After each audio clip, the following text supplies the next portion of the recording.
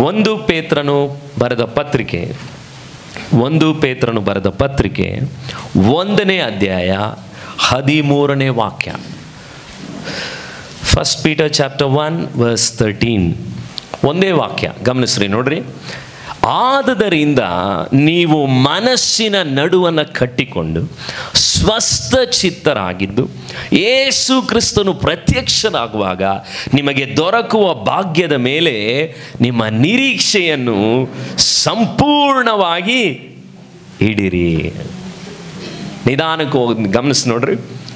ನೀವು ಮನಸ್ಸಿನ ನಡುವನ್ನು ಕಟ್ಟಿಕೊಂಡು ಸ್ವಸ್ಥ ಚಿತ್ತರಾಗಿದ್ದು ಯೇಸು ಕ್ರಿಸ್ತನು ಪ್ರತ್ಯಕ್ಷವಾಗುವಾಗ ನಿಮಗೆ ದೊರಕುವ ಭಾಗ್ಯದ ಮೇಲೆ ನಿಮ್ಮ ನಿರೀಕ್ಷೆಯನ್ನು ಸಂಪೂರ್ಣವಾಗಿ ಇಡಿರಿ. ಇವತ್ತು ನಾನು ನಿಮಗೆ ಹೇಳುವಂಥ ಸಂದೇಶದ ಶಿರೋನಾಮೆ ಇಲ್ಲಿ ವಾಕ್ಯ ಹೇಳ್ತಾ ಇದೆ. ಆ ಸಣ್ಣ ಪದ ಒಂದಿದೆ ನೋಡಿ, ಅದರ ಮಧ್ಯದಲ್ಲಿ ನಿಮಗೆ ದೊರಕುವ ಭಾಗ್ಯ. ಏನದು? ನಿಮಗೆ ಏನಾಗಿದೆಯಂತೆ? ಒಂದು ಭಾಗ್ಯ ಇದೆಯಂತೆ. ಆ ಭಾಗ್ಯಕ್ಕೆ ನಾನು ಇಟ್ಟಿರುವಂಥ ಹೆಸರು, ಅದು ನಿಮ್ಮ ಮನೆಗೆ ಬರುವಂಥ ನಿಮ್ಮ ನೆಂಟರು ಭಾಗ್ಯ ಅಲ್ಲ. ನಾನು ಹೇಳ್ತೀನಿ ಅದು ಏನಂತ. ಅದು ಹೇಳ್ರಿ, ಬಯಸದೆ ಬಂದ ಭಾಗ್ಯ. ಬಯಸದೆ ಬಂದ ಭಾಗ್ಯ. ನಾವು ಬಯಸದೆ ಬಂದಂತಹ ಒಂದು ಭಾಗ್ಯವನ್ನು ಪೇತ್ರನು ಹೇಳ್ತಾ ಇದ್ದಾನೆ. ಇವತ್ತು ನೀವು ನೋಡೋದಾದರೆ, ನಾನು ಇತ್ತೀಚೆಗೆ KSRTCಲಿ ಹೋಗಲಿಲ್ಲ. ಸಣ್ಣವನಿದ್ದಾಗ ಮೋಸ್ಟ್ಲಿ ಈಗಲೂ KSRTC ಬಸ್ನಲ್ಲಿ ಆ ಬೋರ್ಡ್ ಇರ್ಬೋದೇನೋ, ನಾವೆಲ್ಲ ನಿಂತ್ಕೊಂಡು ನೇತಾಡ್ಕೊಂಡು ನೋಡ್ತಾ ಇದ್ವಿ. DVG ಗುಂಡಪ್ಪ ಅವರು ಬರೆದಂಥ ಒಂದು ಕವನ, ಇರುವ ಭಾಗ್ಯವ ನೆನೆದು ಬಾರೆನೆಂಬುದನ್ನು ಬಿಡು ಹರುಷಕ್ಕಿದೆ ದಾರಿ. ನೋಡ್ರಿ, ಎಷ್ಟು ಜನ ಬಸ್ಸಲ್ಲಿ ಹೋಗಿರೋರು ಗೊತ್ತಿದೆ ಇರುವ ಭಾಗ್ಯ. ಯಾಕಂದರೆ ನಮ್ಗೆ ಗೊತ್ತು, ಬಿಡದಿ ಬಸ್ಸಲ್ಲಿ ನಾವು ಅದನ್ನ ವಾರ ನೋಡ್ತಾ. ಇರುವ ಭಾಗ್ಯವ ನೆನೆದು ಬಾರೆನೆಂಬುದನ್ನು ಬಿಡು ಹರುಷಕ್ಕಿದೆ ದಾರಿ. KSRTC ಬಸ್ಸಲ್ಲಿ. ಹಾಗಿದ್ರೆ ನಮ್ಗೆ ಯಾವುದೋ ಒಂದು ಭಾಗ್ಯ ಇದೆ, ಬಾರದೇ ಇರುವಂಥ ಭಾಗ್ಯ ಅಂತ ಗುಂಡಪ್ಪ ಅವರು ಹೇಳ್ತಾರೆ. ಆದರೆ ಇಲ್ಲಿ ಪೇತ್ರನು ಹೇಳ್ತಾ ಇದ್ದಾನೆ, ನಮಗೊಂದು ಭಾಗ್ಯವನ್ನು, ಅದು ಬಾರೆನೆಂಬುದಲ್ಲ, ಅದು ಬಂದಿದೆ, ಆಗಲೇ ಬಂದಿದೆ. ಆ ಭಾಗ್ಯ ಯೇಸು ಸ್ವಾಮಿಯಲ್ಲಿ ನಂಬಿದ ಮೇಲೆ ಪೇತ್ರನು ಹೇಳ್ತಾ ಇದ್ದಾನೆ, ನಿಮಗೆ ಆ ನಿತ್ಯ ಜೀವ ಅನ್ನುವಂತಹ ಭಾಗ್ಯವನ್ನು ದೇವರು ಕೊಟ್ಟಿದ್ದಾನೆ. ಈ ವಾರದಲ್ಲಿ ನಮ್ಮ ಮನೆ ಹತ್ರ ಒಬ್ಬ ಜೂನಿಯರ್, ನನ್ನ ಜೊತೆ ಓದಂಥ ಒಬ್ಬ ಹುಡುಗ ಒಂದು ಪ್ರಾವಿಷನ್ ಸ್ಟೋರ್ ಓಪನ್ ಮಾಡಿದ್ದಾನೆ. ಅವನು 3 ದಿನ ಆರಂಭದಲ್ಲಿ ಭಾನುವಾರ ಮುಗಿದ ಮೇಲೆ ನಿನ್ನ ಹತ್ರ ಏನೋ ಒಂದು ಕೇಳಬೇಕು, ಕ್ಲಾರಿಫೈ ಮಾಡಬೇಕು ಅಂತ. ಲಾಸ್ಟಲ್ಲಿ ನಮ್ಮ ಅಪ್ಪನ ಹತ್ರನೂ ಹೇಳಿದ್ದಾನೆ, ಸುಜಿ ಬರ್ತಾ ಇಲ್ಲ, ಕ್ಲಾರಿಫೈ ಮಾಡೋಕ್ಕಾಗ್ತಾ ಇಲ್ಲ. ಸೊ 3-4 ದಿನ ಆದಮೇಲೆ ನನಗೆ ಸಮಯ ಸಿಕ್ತು. ನಾನು ಹೋಗಿ ಅವನ ಹತ್ರ, ಏನಪ್ಪ ಸಮಸ್ಯೆ ಹೇಳು, ಏನೋ ಕ್ಲಾರಿಫೈ ಮಾಡಬೇಕು ಅಂತಲ್ಲ, ಏನೋ ಅಂತ. ನನಗೊಬ್ರು ಹೇಳಿದ್ರು, ಕನ್ವರ್ಟ್ ಆದರೆ ನಿಮ್ಮ ಚರ್ಚಿಂದ ಸಖತ್ ದುಡ್ಡು ಕೊಡ್ತಾರಂತಲ್ಲ, ಅದೇನಾದರೂ ಸಿಗ್ತದ ಅಂದ. ನಾನು ಹೇಳಿದೆ, ಸಿಕ್ಕಿದ್ರೆ ನಾನು ಆಫ್ ಸೈಟಲ್ಲಿ ಕಟ್ತಿರ್ಲಿಲ್ಲ ಕಣೋ, ಇಡೀ ಮುನ್ನಲ್ಲೇ ಔಟೇ ತೊಗೊಂಡ್ಬಿಡ್ತಿದ್ದೆ. ಆಫ್ ಸೈಟಲ್ಲಿ ಜನ್ರೇಟ್ರಿಗೇನೆ ನಾನು ತಡಕಲಾಡ್ತಾ ಇದ್ದೀನಿ, ಪಲ್ಸರ್ ಬಿಟ್ಟು CT100ಅಲ್ಲಿ ಓಡಾಡ್ತಿದ್ದೀನಿ, ನೋಡಿದೆ ಅಲ್ವಾ ಅಂದ. ನಮ್ಮ ಕ್ರಿಸ್ಮಸ್ ಅಟೆಂಡ್ ಮಾಡಿದಂತಹ ಒಬ್ಬ ವ್ಯಕ್ತಿ, ಅದು ನಾನ್ ವೆಜ್ ಅವರು ಅಲ್ಲಿ ಬಂದು ನಿಂತ್ಕೊಂಡ್ರು. ಲಾಸ್ಟಲ್ಲಿ ಅವರು ಒಂದು ಮಾತಾಡ್ತಾ ಇದೆ, ಎಲ್ಲ ನಡೀತಾ ಇದೆ ಸಂಭಾಷಣೆ ನಮ್ಮ ಮೂವರ ಮಧ್ಯದಲ್ಲಿ. ಅವರು ಒಂದು ಮಾತು ಹೇಳಿದ್ರು, ನೋಡಪ್ಪ, ಆ ಜಾಗದಲ್ಲಿ ನೀನು ಹೋದರೆ ಪಾಪದ ಹೊರೆ ಇಳಿಸ್ತಾರೆ ಅವರು ಅಂದ. ಎಷ್ಟು ಖುಷಿ ಆಯ್ತು ಅಂದರೆ ನನಗೆ. ಒಂದೇ ದಿನ ಬಂದಿದ್ದ ಯಪ್ಪ ಕ್ರಿಸ್ಮಸ್ಗಿಲ್ಲಿ, ಅಲ್ಲಿಗೆ ನೀನು ಹೋದರೆ ಆ ಚರ್ಚ್ ಒಂದು ಸ್ವಲ್ಪ ಡಿಫ್ರೆಂಟು, ಅಲ್ಲಿ ಪಾಪದ ಹೊರೆ ಇಳಿಸ್ತಾರೆ ಅಂದ. ಒಬ್ಬ ಅನ್ಯನಿಗೆ ಗೊತ್ತಾಗ್ತಾ ಇದೆ ಯಾವ ಜಾಗದಲ್ಲಿ ಏನು ನಡೀತಿದೆ ಅಂತ. ಆದರೆ ಆ ವ್ಯಕ್ತಿ ನಾನು ಕೇಳುವಾಗ ಒಂದು ಮಾತು ಹೇಳ್ದ, ಯಾರೋ ಒಬ್ಳು ನಂಬುದ್ಲು, ದಿಢೀರಂತ ಚೆನ್ನಾಗಾಗ್ಬಿಟ್ಲು ಕಣೋ, ಅವ್ನ ಮಕ್ಕಳೆಲ್ಲ ಸೆಟ್ಲ್ ಆಗ್ಬಿಟ್ಟವ್ರು ಕಣೋ. ಅದು ಹೆಂಗಾಯ್ತು ಗೊತ್ತಿಲ್ಲ.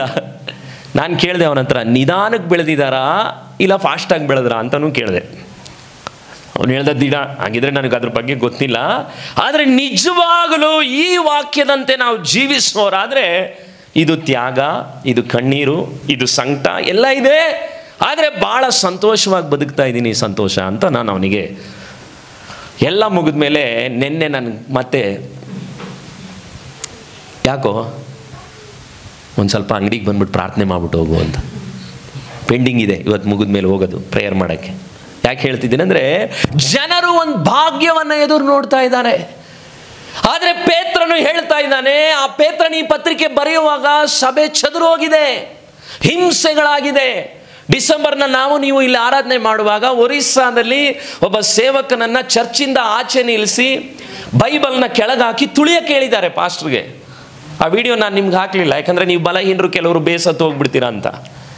ಅವರಿಗೆ ಏನೋ ಒಂದು ಮಾತನ್ನು ಹೇಳಕ್ಕೆ ಹೇಳಿ ಮುಖಕ್ಕೆ ಹೊಡೆದು, ಅವುಗಳೆಲ್ಲದರ ಮಧ್ಯದಲ್ಲಿ ಆ ಪಾಸ್ಟರ್ಗೆ ಆ ಬೈಬಲ್ ಮೇಲೆ ಕಾಲಿಡಕ್ಕೆ ಮನಸ್ಸು ಬರ್ತಾ ಇಲ್ಲ, ಆದರೂ ಹೊಡೆದು ಕಾಲಿಡಿಸವ್ರೆ ಅದ್ರ ಮೇಲೆ. ಯಾಕೆ ಹೇಳ್ತಾ ಇದ್ದೀನಿ ಅಂದರೆ, ಇದು ನಾನು ಹೇಳ್ತಾ ಇರೋದು ಕ್ರಿಸ್ಮಸ್ 24-23ನೇ ತಾರೀಕಿನಲ್ಲಿ ನಡೆದಿದ್ದು ಒರಿಸ್ಸಾದಲ್ಲಿ. ಹಾಗಿದ್ರೆ ಪೇತ್ರನು ಈ ಪತ್ರಿಕೆ ಬರೆಯುವಾಗ ಅವತ್ತಿನ ಕಾಲದಲ್ಲಿ ಹಿಂಸೆ ಜಾಸ್ತಿ ಆಗಿತ್ತು. ಮೊದಲನೇ ಅಧ್ಯಾಯ ಮೊದಲನೇ ವಾಕ್ಯ ನೀವು ನೋಡೋದಾದರೆ, ಅವರೆಲ್ಲರೂ ಚದರಿ ಹೋದಂಥ ಪ್ರವಾಸಿಗಳು ಒಂದು ಊರಿನಲ್ಲಿದ್ದರು. ಹಿಂಸೆ ಬಂತು ರಾಜನಿಂದ. 1ನೇ ಅಧ್ಯಾಯ 1ನೇ ವಾಕ್ಯ ನೋಡ್ರಿ. ಗಲಾತಿಯ, ಕಪದೋಕ್ಯ, ಆಸ್ಯ, ಬಿತೂನಿಯ ಎಲ್ಲ ಕಡೆ ಏನಾಗಿದ್ರಂಥವ್ರು? ಚದರಿ ಹೋದಂಥ ಪ್ರವಾಸಿಗಳು. ಆದರೆ ಆ ಪ್ರವಾಸಿಗಳಿಗೆ ಪೇತ್ರನು ಒಂದು ಮಾತನ್ನ ಹೇಳ್ತಾ ಇದ್ದಾನೆ 3ನೇ ವಾಕ್ಯದಲ್ಲಿ. ನಮ್ಮ ಕರ್ತನಾದ ಯೇಸು ಕ್ರಿಸ್ತನ ತಂದೆಯು ದೇವರು ಆಗಿರುವ ಆತನಿಗೆ ಸ್ತೋತ್ರವಾಗಲಿ. ಆತನು ಯೇಸು ಕ್ರಿಸ್ತನನ್ನು ಸತ್ತವರೊಳಗಿಂದ ಎಬ್ಬಿಸಿದ್ದರಲ್ಲಿ ತನ್ನ ಮಹಾ ಕರುಣಾನುಸಾರವಾಗಿ ನಮ್ಮನ್ನು ತಿರುಗಿ, ಎಲ್ಲರೂ ಹೇಳಿ, ತಿರುಗಿ ಜೀವಿಸುವಂತೆ ಮಾಡಿ ಜೀವಕರವಾದ ನಿರೀಕ್ಷೆಯನ್ನು ನಮ್ಮಲ್ಲಿ ಹುಟ್ಟಿಸಿ ನಮ್ಮನ್ನು ಲಯ, ಕಳಂಕ, ಕ್ಷಯಗಳಿಲ್ಲದ ಬಾಧ್ಯತೆಯನ್ನು ಎದುರು ನೋಡುವವರನ್ನಾಗಿ ಮಾಡಿದನು. ಆ ಬಾಧ್ಯತೆಯು ನಿಮಗೋಸ್ಕರ ಎಲ್ಲಿಟ್ಟಿದೆಯಂತೆ? ಪರಲೋಕದಲ್ಲಿ ಇಟ್ಟಿರುವುದು. ಅಂತ್ಯ ಕಾಲದಲ್ಲಿ ಪ್ರತ್ಯಕ್ಷನಾಗುವುದಕ್ಕೆ ಸಿದ್ಧವಾಗಿರುವ ರಕ್ಷಣೆಯು ನಂಬುವವರಾದ ನಿಮಗೆ ದೊರೆಯಬೇಕೆಂದು ದೇವರು ನಿಮ್ಮನ್ನು ತನ್ನ ಬಲದಿಂದ ಏನು ಮಾಡ್ತಾನಂತೆ? ಕಾಯ್ತಾನೆ. ಈ ವಾಕ್ಯ ನೀವು ನೋಡೋದಾದರೆ, ನಾವು ಪಾಪದಲ್ಲಿದ್ವಿ, ನಮ್ಮನ್ನು ಯೇಸು ಕ್ರಿಸ್ತನು ಸತ್ತವರೊಳಗಿಂದ ಎಬ್ಬಿಸಿದ್ನು, ಪಾಪದಿಂದ ಬಿಡಿಸಿದ್ನು, ಜೀವಕರವಾದ ನಿರೀಕ್ಷೆ ಕೊಟ್ಟಿದ್ದಾನೆ, ಮತ್ತು ಒಂದು ಬಾಧ್ಯತೆ, ಒಂದು ರಿಸರ್ವೇಷನ್ನ ಪರಲೋಕದಲ್ಲಿ ನಮಗೋಸ್ಕರ ನಿಮಗೋಸ್ಕರ ಮಾಡಿದ್ದಾನೆ. ಅದು ಒಂದು ದಿವಸ ಪ್ರತ್ಯಕ್ಷ ಆಗಲಿಕ್ಕಿದೆ. ಆ ಒಂದು ದಿನ ಎದುರು ನೋಡುವಂಥ ಪ್ರತಿಯೊಬ್ಬ ವಿಶ್ವಾಸಿಗಳು ಹೇಗೆ ಎಂಗೇಜ್ಮೆಂಟ್ ಆದಂಥ ಹುಡುಗಿ ಮದುವೆಗೋಸ್ಕರ ಎದುರು ನೋಡ್ತಾ ಇದ್ದಾಳೋ, ಪ್ರತಿಯೊಬ್ಬ ದೇವರ ಮಗು ಯೇಸು ಸ್ವಾಮಿಯ ಬರೋಣದ ಬಗ್ಗೆ ಹೊಸ ವರ್ಷದಲ್ಲಿ ಒಂದು ನಿರೀಕ್ಷೆ ಅವನಿಗಿದ್ರೆ ಅವನು ಏನು ಎದುರು ನೋಡ್ತಾನಂದರೆ, ಓ ದೇವರೇ, ನೀನು ಬರೋಣ ಹತ್ತಿರ ಆಗ್ತಾ ಇದೆ. ಮೊನ್ನೆ ಹಾಲಿವುಡ್ನಲ್ಲಿ ಬೆಂಕಿ ಹತ್ಕೊಂಡಿದೆ, ಲಾಸ್ ಏಂಜಲೀಸ್ನಲ್ಲಿ. ದೇವರನ್ನ ಹೀಯಾಳಿಸಿದ 1 ವಾರದ ಹಿಂದೆ ಹೀಯಾಳಿಸಿದ್ರು ಅಮೇರಿಕನ್ಸ್. ಎಲ್ಲರೂ ಕ್ರೈಸ್ತರುಗಳಲ್ಲ, ಅನೇಕ ಜನರು ದ್ರೋಹಗಳು, ಪಾಪಗಳಲ್ಲಿ ಮುಳುಗಿರುವಂತಹ ಪಟ್ಟಣ. ಭಾರತದ ಸಿನಿಮಾ ನಟಿ ಕೂಡ ಎಸ್ಕೇಪ್ ಆಗಿದ್ದಾಳೆ. ದೊಡ್ಡ ಹಾಲಿವುಡ್, ಯಾವ ಸ್ಥಳದಲ್ಲಿ ಅಸಹ್ಯ ಕಾರ್ಯಗಳು, ಪಾಪಗಳು ಹೆಚ್ಚಿದೆಯೋ ಬೆಂಕಿ ನಿಲ್ಸಕ್ಕಾಗ್ತಾ ಇಲ್ಲ. 13,000 ಮನೆಗಳು ಸುಟ್ಟು ಹೋಗ್ಬಿಟ್ಟಿದೆ. ದೊಡ್ಡ ದೊಡ್ಡ ವಿಲ್ಲಾಗಳವೆಲ್ಲ. ಅವೆಲ್ಲ ನೋಡುವಾಗ ನಿನಗೂ ನನಗೂ ಒಂದು ಗೊತ್ತಾಗಬೇಕು, ಯೇಸುವಿನ ಬರೋಣ. He is on the door. ಬಾಗಿಲತ್ರ ಇದ್ದಾರೆ ಯೇಸು ಸ್ವಾಮಿ, ಬಾಗಿಲತ್ರ ಇದ್ದಾರೆ. ಅದೆಲ್ಲ ನ್ಯೂಸ್ ನೋಡುವಾಗ ನಿಮಗೂ ಅರ್ಥ ಆಗ್ತಾ ಇರಬೇಕು. ಈ ವಾಕ್ಯನು ನ್ಯೂಸ್ನು ನೀವು ಕನೆಕ್ಟ್ ಮಾಡಿದ್ರೆ ನೀವು ಭಾಳ ಕ್ಲಿಯರಾಗಿ ಗೊತ್ತಾಗುತ್ತೆ. ನೀವು ಬದುಕ್ತಾ ಇರುವಂಥ ಕಾಲ ಭಾಳ ಭಾಳ ಸ್ಪೀಡಾಗಿ ಹೋಗ್ತಾ ಇರುವಂಥ ಕಾಲ. ಆದರೆ ಅದು ಅರಿವಿಲ್ಲದೆ ನಾವು ಓಡ್ತಾ ಇದ್ದೀವಿ. ಪೇತ್ರನು ಹೇಳ್ತಾ ಇದ್ದಾನೆ, ಆದರೆ ನಿಮಗೆ 1ನೇ ಅಧ್ಯಾಯ 8ನೇ ವಾಕ್ಯದಲ್ಲಿ ಹೇಳ್ತಾನೆ, ನೀವು ಆತನನ್ನು ಕಣ್ಣಾರೆ ನೋಡಲಿಲ್ಲವಾದರೂ ಆತನನ್ನು ಪ್ರೀತಿಸುತ್ತೀರಿ. ನೀವು ಈಗ ಆತನನ್ನು ಕಾಣದಿದ್ದರು ಆತನಲ್ಲಿ ನಂಬಿಕೆ ಇಟ್ಟು ನಿಮ್ಮ ನಂಬಿಕೆ ಅಂತ್ಯಫಲವಾಗಿರುವ ಆತ್ಮರಕ್ಷಣೆಯನ್ನು ಏನಾಗಿದ್ದೀರಂತೆ ನೀವು ಹೊಂದುವವರಾಗಿ ಹೇಳಲ ಶಕ್ಯವಾದಂಥ ಪ್ರಭಾವವುಳ್ಳ ಸಂತೋಷದಿಂದ ಆ ರಕ್ಷಣೆಯನ್ನು ಹೇಳಲಿಕ್ಕಾಗಲ್ಲ. ಆ ಪ್ರಾವಿಷನ್ ಸ್ಟೋರ್ ನಾನು ಬಂದು ಏನು ಸಿಕ್ತು ಅದು ಹೇಳೋಕ್ಕಾಗಲ್ಲ. ಅದು ಆಸ್ತಿ ಸಿಕ್ಕಿದ್ದಲ್ಲ ಕಣೋ, ಕನ್ವರ್ಟ್ ಆಗಿದ್ರಿಂದ ಯಾರೋ ನನಗೆ ಕೊಟ್ಟಿದ್ದಲ್ಲ, ಅದು ಹೇಳೋಕ್ಕಾಗಲ್ಲ. ಯಾಕಂದರೆ ಅದು ಪಾಪದಿಂದ ಬಿಡುಗಡೆ ಆದಂಥ ನಿರೀಕ್ಷೆ. ಸತ್ತ ಮೇಲೂ ಅದು ಆಸ್ತಿ ಮಾಡ್ಕೊಂಡಿದ್ದ ಬಂದಿದ್ದರಿಂದ ನಿರೀಕ್ಷೆ ಅಲ್ಲ. ಚರ್ಚ್ ಕಟ್ಟಿ ಅಲ್ಲಿ ಸೇವೆಗಳನ್ನ ಮಾಡುವಾಗ ಕೆಲವು ಆತ್ಮಗಳಿಗೆ ಆಶೀರ್ವಾದವಾಗಿರುವಾಗ ಆ ನಿರೀಕ್ಷೆನ ಅವನಿಗೆ ಹೇಳೋಕ್ಕಾಗಲ್ಲ. ಅದು ಅವನಿಗೆ ಬಂದರೆ ಮಾತ್ರನೇ ಗೊತ್ತಾಗೋದು. ಅದೇ ರೀತಿ ನಮ್ಮ ಜೀವಿತದಲ್ಲಿ ಒಂದು ಭಾಗ್ಯ ಇದೆ. ಆದರೆ ಆ ಭಾಗ್ಯವನ್ನು ನೀವು ಯಾವಾಗ ಅನುಭವಿಸ್ಲಿಕ್ಕೆ ಸಾಧ್ಯ, ಹೇಗೆ ಅನುಭವಿಸ್ಲಿಕ್ಕೆ ಸಾಧ್ಯ? ಅದಕ್ಕೆ 13ನೇ ವಾಕ್ಯ ಹೇಳಿದ್ದು, ಆದುದರಿಂದ ನೀವು ನಿಮ್ಮ ಮನಸ್ಸಿನ ನಡುವನ್ನು ಏನು ಮಾಡಬೇಕಂತೆ? ನಡುವನ್ನು ಕಟ್ಟಿಕೊಂಡು. ಮೊದಲನೇದಾಗಿ ಪಕ್ಕದಲ್ಲಿ ಹೇಳಿ, ಭಾಗ್ಯ ಪಡೀಲಿಕ್ಕೆ ನಡು ಕಟ್ಕೋ. ಭಾಗ್ಯ ಪಡೀಲಿಕ್ಕೆ ನಿನ್ನ ಜೀವನದಲ್ಲಿ ಯಾರಾದರೂ ಮದುವೆ ಆಗದೆ ಇರೋದ್ರೆ ನಿನಗೆ ಬರಬೇಕಾಗಿರೋ ಭಾಗ್ಯ ಪಡಬೇಕು ಅಂದರೆ ಅದಕ್ಕೂ ನೀನು ನಡು ಕಟ್ಕೋಬೇಕು. ಅವಾಗಲೇ ಸಂತು. ಯಾರೆಲ್ಲ ಬ್ಯಾಚುಲರ್ಸ್ಗಳು ನೀವಿದ್ದೀರೋ, ನಿಮಗೆ ಅಂತ ದೇವರು ಭಾಗ್ಯನ ಇಟ್ಟಿದ್ದಾನೆ. ಆ ಭಾಗ್ಯ ಬರೋವರೆಗೂ ನಡು ಕಟ್ಕೋಬೇಕು. ಅದು ಲೌಕಿಕವಾಗಿ ಮಾತ್ರ ಅಲ್ಲ, ಆತ್ಮಿಕವಾಗಿ ಕೂಡ ನೀವು ನೋಡೋದಾದ್ರೆ ಭಾಗ್ಯವನ್ನು ಪಡೆಯಲಿಕ್ಕೆ ಪೇತ್ರನೇ ಹೇಳ್ತಾ ಇದ್ದಾನೆ, ಮನಸ್ಸಿನ ನಡುವನ್ನು ಕಟ್ಕೋ, ಗರ್ಡ್ ಆಫ್ ದ ಲಾಯಿನ್ಸ್. ಅಂದ್ರೆ ಅರ್ಥ, ನಡು ಅವತ್ತಿನ ಕಾಲದಲ್ಲಿ ನೀವು ನೋಡೋದಾದ್ರೆ ಈ ಥರ ದೊಡ್ಡ ಬೆಲ್ಟ್ ಅಲ್ಲ, ಒಂದು ಚಿತ್ರ ತೋರಿಸ್ತೀನಿ ನಾನು. ಇದು ಅವತ್ತಿನ ಕಾಲದಲ್ಲಿ ಹಾಕ್ತಾ ಇದ್ದಂಥ ಬಟ್ಟೆ. ಆ ಬಟ್ಟೆ ಹಾಕ್ಕೊಂಡವರು, ಉದ್ದ ನಿಲುವಂಗಿ ಇರೋರು, ಏನೇ ಆದರೂ ಸಡನ್ನಾಗಿ ಯಾರಾದರೂ ಕರೆದ್ರೆ ಓಡಕ್ಕಾಗಲ್ಲ ಅವ್ರ ಕೈಯಲ್ಲಿ. ಉದ್ದವಾದಂಥ ಬಟ್ಟೆ. ಆ ಬಟ್ಟೆನ ಅವರು ಕೆಳಗಿಂದ ಮೇಲೆತ್ತಿ, ಸಿಂಪಲ್ ಆಗಿ ಹೇಳೋದಾದ್ರೆ ನಮ್ಮೂರಲ್ಲಿ ಕಚ್ಚೆ ಗೊತ್ತಾ ನಿಮಗೆ, ಆದರೆ ಅದಕ್ಕಿಂತಲೂ ಇದು ಸ್ವಲ್ಪ ಒಳಗಡೆ ಬೇರೊಂದು ಬಟ್ಟೆ ಇರ್ತಿದೆ, ಅದನ್ನು ತೆಗೆದು ಮೇಲೆ ಹಾಕಿ ಅವ್ರೇನು ಮಾಡಿದ್ರು, ಕಟ್ಕೊಂಡು ಒಂದೊಂದು ಸ್ಟೆಪ್ಪು ನಿಮಗೆ ಕಾಣ್ತಿದ್ಯಾ, ಅದೆಲ್ಲ ನಡುವನ್ನು ಅವರು ಸರಿಯಾಗಿ ಕಟ್ಕೊಂಡ್ರೆ ಮಾತ್ರನೇ ಒಬ್ಬ ವೈರಿ ಬಂದಿದ ತಕ್ಷಣ ಅವ್ರಿಗೆ ಯುದ್ಧ ಮಾಡೋಕ್ಕಾಗೋದು. ಆ ಉದ್ದವಾದಂಥ ನಿಲುವಂಗಿ ಇದ್ದರೆ, ಯೇಸು ಸ್ವಾಮಿ ಕಾಲದಲ್ಲಿ ಪೇತ್ರನು ನಡು ಕಟ್ಕೋ ಅಂದರೆ ಅರ್ಥ ಇದು, ಅದರ ಅರ್ಥ ಸುಮ್ಮನೆ ನಡು ಕಟ್ಕೋ, ಬೆಲ್ಟ್ ಹಾಕೋದಲ್ಲ. ಆ ನಡು ಕಟ್ಕೋಬೇಕಂದ್ರೂ ಒಂದು 5 ನಿಮಿಷ ಬೇಕು. ಅರ್ಥ ಆಗ್ತಿದೆಯಾ ನಿಮ್ಗೆ? ಆ ಚಿತ್ರ ನೋಡಿದ್ರೆ ಗೊತ್ತಾಯ್ತಾ? ಬೇಗ ಕಟ್ಕೊಬಿಡ್ಬೋದು ಅದನ್ನ? ಇಲ್ಲ. ಒಂದು ವೇಳೆ ಹೊಸದಾಗಿ ನಾವು ಏನಾದರೂ ಹೋದರೆ ಮೋಸ್ಟ್ಲಿ ದಿನ ಎಲ್ಲ ಹಿಡಿತದೇನೋ ಗೊತ್ತಿಲ್ಲ ನನಗೆ, ಯಾಕಂದ್ರೆ ಅದು ಯಾವ ಬಟ್ಟೆ ಎಲ್ಲೈತೆ ಅನ್ನೋದೇ ಗೊತ್ತಾದ ಕಷ್ಟ. ಯಾಕೆ ಹೇಳ್ತಿದ್ದೀನಿ, ಪೇತ್ರನು ಮನಸ್ಸಿನ ನಡುವನ್ನು ಕಟ್ಕೊಳ್ರಿ. ಯಾಕೆ ಈ ವಾಕ್ಯ ನಿಮ್ಗೆ ಅರ್ಥ ಆಗಬೇಕು. 1 ಪೇತ್ರ 1:19 ವಾಕ್ಯ ನೋಡ್ರಿ, ಪೂರ್ಣಾಂಗವಾದ ನಿಷ್ಕಳಂಕ ಯಜ್ಞದ ಕುರಿಯ ರಕ್ತ. ಅಂದರೆ ಪೇತ್ರನು ಪಸ್ಕ ದಿನದಲ್ಲಿ ಅಲ್ಲಿ ಯಜ್ಞದ ಕುರಿಯ ಬಗ್ಗೆ ನೆನಪಿಸ್ಕೊಳ್ತಾ ಇದ್ದಾನೆ. ನಡು ಕಟ್ಕೊಳ್ಳುವಾಗ ಪಸ್ಕದ ಕುರಿ ಬಗ್ಗೆ ಯಾಕೆ ಮಾತಾಡ್ತಾ ಇದ್ದಾನೆ ನೀವು ಅರ್ಥ ಮಾಡ್ಕೋಬೇಕು. ಐಗುಪ್ತ್ಯರ ಮಕ್ಕಳುಗಳು ಸಂಹಾರ ಆಗುವಾಗ, ಐಗುಪ್ತ್ಯರ ಮಕ್ಕಳುಗಳನ್ನು ದೇವರು ಇಸ್ರಾಯೇಲ್ ಜನರನ್ನು ಬಿಡುಗಡೆ ಮಾಡೋ ಸಮಯದಲ್ಲಿ ಐಗುಪ್ತರ ಮಕ್ಕಳುಗಳನ್ನು ದೇವರು ಸಂಹಾರ ಮಾಡ್ತಾನೆ. ಸಂಹಾರ ಮಾಡೋ ಸಮಯದಲ್ಲಿ ದೇವರು ಅವ್ರನ್ನ ಬಿಡುಗಡೆ ಆಗಬೇಕು ಅಂತ ಹೇಳಿದ ತಕ್ಷಣವೇ ಆ ಜನರೆಲ್ಲ ರೆಡಿ ಆಗಿರಬೇಕು. ಆದರೆ ಇಷ್ಟು ದೊಡ್ಡ ಗೌನ್ ಹಾಕ್ಕೊಂಡಿರೋರು ಓಡೋಕ್ಕಾಗಲ್ಲ ಬೇಗ. ಏನು ಮಾಡ್ತಾರೆ? ವಿಮೋಚನಾ ಕಾಂಡ 12:11 ಓದ್ತೇನೆ ನೋಡ್ರಿ. ಆ ಭೋಜನವನ್ನು ಮಾಡಬೇಕಾದ ಕ್ರಮ ಹೇಗೆಂದರೆ, ನೀವು ನಡುವನ್ನು ಕಟ್ಟಿ ಕೆರವನ್ನು ಮೆಟ್ಕೊಂಡು ಕೋಲು ಹಿಡಿದು ತ್ವರೆಯಾಗಿ ಏನು ಮಾಡಬೇಕಂತೆ ಮಾಡಬೇಕು. ಬೇಗ ಫಾಸ್ಟಾಗಿ ಆ ಶತ್ರು ಬರೋಕ್ಕೆ ಮುಂಚೆ ನೀವು ನಡು ಕಟ್ಕೋಬೇಕು, ಕೆರ ಮೆಟ್ಕೋಬೇಕು, ನಿಂತ್ಕೊಂಡಿರ್ಬೇಕು, ಕೋಲು ಹಿಡ್ಕೊಂಡು ಫಾಸ್ಟಾಗಿ ಹೋಗ್ಬೇಕೆ ರೆಡಿಯಾಗಿರ್ಬೇಕು. ಅರ್ಥ ಆಗ್ತಿದೆಯಾ ನಿಮಗೆ? ನಡು ಕಟ್ಕೋ ಅಂದ್ರೆ ಅರ್ಥ something is going to happen, ಏನೋ ಒಂದು ನಡಿಲಿಕ್ಕಿದೆ, ಅದಕ್ಕೆ ನೀನು ರೆಡಿಯಾಗಿ ನಿಂತ್ಕೊಂಡಿರ್ಬೇಕು. ಇವತ್ತು ನೀವು ಪೇತ್ರನು ಈ ಮಾತನ್ನು ಹೇಳಲಿಕ್ಕೆ ಕಾರಣ ಏನು? ನಾವು ನಿತ್ಯ ಜೀವಕ್ಕೆ ಹೋಗುವಂಥ ಕರೆಯಲ್ಪಟ್ಟಂಥ ವಿಶ್ವಾಸಿಗಳು. ನಾವು ಏನನ್ನ ಕಟ್ಕೋಬೇಕು? ನಮ್ಮ ಮನಸ್ಸಿನ ನಡುವನ್ನು ಕಟ್ಕೋಬೇಕು. ಎಲ್ಲರೂ ನಿಮ್ಮ ತಲೆ ಮೇಲೆ ಬೆರಳಿಟ್ಟು ಹೇಳ್ರಿ, ಏನು ಕಟ್ಕೋಬೇಕು? ನಿಮ್ಮ ಮನಸ್ಸಿನ ನಡುವನ್ನು ಏನು ಮಾಡಬೇಕು? ಕಟ್ಕೋಬೇಕು. ಇವತ್ತು ಎಲ್ಲವನ್ನ ಜನ ಕಟ್ಕೊಳ್ಳೋದು ಕಲ್ತ್ಕೊಂಡ್ಬಿಟ್ಟಿದ್ದಾನೆ. ಆದರೆ ಅವನ ಜೀವಿತದಲ್ಲಿ ಅವನಿಗೆ ಹೆಚ್ಚು ಸಂಕಟ ಬರಲಿಕ್ಕೆ ಕಾರಣ ಅವನ ಮನಸ್ಸಿನ ನಡುವನ್ನು ಅವನು ಕಟ್ಕೊಂಡಿಲ್ಲ. ಇಂಗ್ಲೀಷ್ನಲ್ಲಿ ಒಂದು ಮಾತಿದೆ ಹೀಗೆ, ನೀನು ಯಾವ ಥಾಟ್ಸನ್ನು ಬಿತ್ತುತ್ತೀಯೋ, ಆಲೋಚನೆಗಳನ್ನು ಬಿತ್ತೀಯೋ, thoughts will always bring action. ಆ್ಯಕ್ಷನ್ನ ನೀನು ಬಿತ್ತಿದ್ರೆ, ಅಂದರೆ ಆಲೋಚನೆ ನೀವೇನು ಮಾಡ್ತೀರೋ ಅದನ್ನು ನೀವು ಬಿತ್ತುತ್ತಾ ಇದ್ದರೆ ಅದು ಕ್ರಿಯೆ ಆಗುತ್ತೆ. ನೀವು ಏನನ್ನು ಹೆಚ್ಚು ಆಲೋಚನೆ ಮಾಡ್ತೀರೋ ಅದರಂತೆ ನಿಮ್ಮ ಕ್ರಿಯೆ ಬರುತ್ತೆ. ನೀವೇನು ಕ್ರಿಯೆನ ಡೈಲಿ ಮಾಡ್ತೀರೋ ಆ ಕ್ರಿಯೆ ಮಾಡ್ತಾ ಮಾಡ್ತಾ ಆ್ಯಕ್ಷನ್ ಜಾಸ್ತಿ ಮಾಡ್ತಾ ಇದ್ದರೆ ಅದು ನಿಮ್ಮ ಚಟ ಆಗುತ್ತೆ. ಯಾವುದು ಚಟನ ಹೆಚ್ಚು ಬೆಳೆಸ್ಕೊಂಡ ಹೋಗ್ತಾನೋ ಅದರಂತೆ ಅವನು ಗುಣ ಆಗುತ್ತೆ. ಎಲ್ಲರೂ ಒಂದ್ಸರಿ ಹೇಳಿ, ನನ್ನ ಯೋಚನೆ ಥರ ಕ್ರಿಯೆ ಬರುತ್ತೆ, ಕ್ರಿಯೆ ಥರ ಚಟ ಬರುತ್ತೆ, ಚಟ ಬಂದಮೇಲೆ ಅದು ನನ್ನ ಗುಣ ಆಗುತ್ತೆ. ಅದು ಭಾಳ ವರ್ಷ. ಅದಕ್ಕೆ ಆ ಗುಣ ಹುಟ್ಟುಗುಣ ಸುಟ್ಟರು ಹೋಗಲ್ಲ. ಅದು ಹುಟ್ಟಿದ್ದು ಎಲ್ಲಿ? ಇಲ್ಲಿ ಹುಟ್ಟೋವಾಗ ಅದನ್ನ ಬೆಳೆಸಿ ನೀರು ಇದು ಅದಕ್ಕೆ ಚೆನ್ನಾಗಿ ಪೋಷಣೆ ಮಾಡಿದ್ರಿಂದ ಅದು ನನ್ನ ಕ್ರಿಯೆ ಆಗಿದೆ. 20 ವರ್ಷದ ಕ್ರೈಸ್ತ ಜೀವಿತದಲ್ಲಿ ಒಂದು ಆಲೋಚನೆ ನನಗೆ ಯಾವಾಗಲೂ ಬೆಳಗ್ಗೆ ಇದ್ರೆ ಬರಬೇಕು, ಬೈಬಲ್ ಓದಬೇಕು. ಅದನ್ನ ಆಲೋಚನೆ ನನ್ನ ಶರೀರ ಹೇಳುತ್ತೆ ಓದಬೇಡ ಪರವಾಗಿಲ್ಲ ಮಧ್ಯಾಹ್ನ ಓದು. ಇಲ್ಲ, ಆ ಆಲೋಚನೆಯನ್ನು ನನ್ನ ಬಾಡಿ ಕೇಳಂಗಿಲ್ಲ. ನನ್ನ ಆಲೋಚನೆ ಬೈಬಲ್ ಓದೋದಕ್ಕೆ ಹೇಳಿ ಅದನ್ನು ನಾನು ಬಿಟ್ಕೊಟ್ರೆ ಅದು ನನ್ನ ಕ್ರಿಯೆ ಆಗುತ್ತೆ. ಆ ಕ್ರಿಯೆ ಮಾಡ್ತಾ ಮಾಡ್ತಾ ಮಾಡ್ತಾ ಮಾಡ್ತಾನೆ ಅದು ನನಗಿವತ್ತು ಒಂದು ಚಟ ಆಗಿರೋದು. ಆ ಚಟ ನನ್ನೊಳಗಿರೋದ್ರಿಂದಲೇ ಯಾರ್ದಾದ್ರೂ ಒಂದು ವಾಕ್ಯ ಹೇಳಿದ್ರೆ ಈ ಪುಸ್ತಕ ಇಲ್ಲಿದೆ, ಈ ವಾಕ್ಯ ಇಲ್ಲಿದೆ, ಅದು ನನಗೆ ಚಟ. ಮೊನ್ನೆ ಎಲ್ಲೋ ಹೋಗಿದ್ದಾಗ ಬೆಳಗ್ಗೆ ನನ್ನ ಕೈಯಲ್ಲಿ ಬೈಬಲ್ ಸಿಗಲಿಲ್ಲ. ನಾನು ಹೆಂಡತಿ ಹತ್ರ ಕೇಳಿದೆ, ಎಲ್ಲೋಯ್ತು, ನೆಮ್ಮದಿನೇ ಇಲ್ಲ. ಆ ಜಾಗ ಬಿಟ್ಟು ಫಸ್ಟ್ ಬಿಡದಿಗೆ ಬಂದ್ಬಿಟ್ಟೆ. ಕೇಳಿ ಅವಳನ್ನ. ಬಂದಿದ ತಕ್ಷಣ ನಾನು ಏನು ಮಾಡಿದೆ ಅಂತ ಕೇಳಿ, 1 ಅವರ್ 2 ಅವರ್ ಅಷ್ಟೇ ಲೇಟು.